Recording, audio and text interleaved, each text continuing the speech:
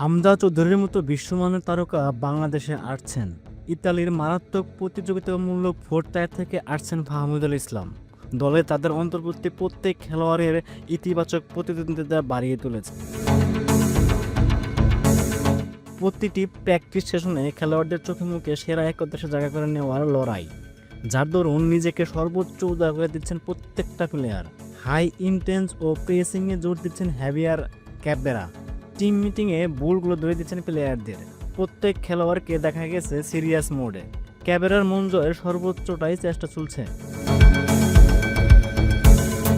একে তো হামজা ফাহমিদুলের অন্তর্ভুক্তি, সাথে ম্যাচটি যখন চিরপ্রতিদ্বন্দ্বী ভারতের সাথে, তখন সেরাটা না দেওয়ার প্রশ্নই আসে না। সামান্য এফোর্টে এক্সট্রা অর্ডিনারি আউটপুট দিতে হলে শুধুমাত্র ভারতের বিরুদ্ধে জয় পেলেই হবে। এদেশের মানুষ বিশ্বকাপ জয়ের সমান আনন্দ পাবে।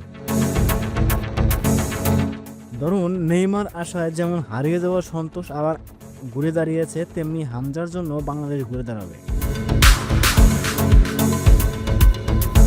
অ্যাকচুয়ালি আমি বাংলাদেশের ফুটবলের নীরব দর্শক ছিলাম। এতদিন গর্ব করার মতো তেমন কিছুই ছিল না আমাদের। এখন ধীরে ধীরে সব হচ্ছে।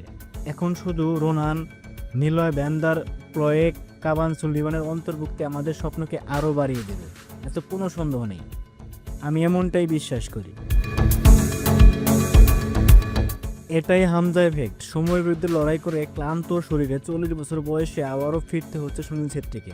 কারণ তিনি জানেন বাংলাদেশ আর আগের বাংলাদেশ নেই। সামনে দাঁড়িয়ে এক অদম্য প্রতীক, হামজা চৌধুরী। ভারত কাঁপছে, উপমহাদেশ দেখছে, ইতিহাস লিখছে নতুন করে।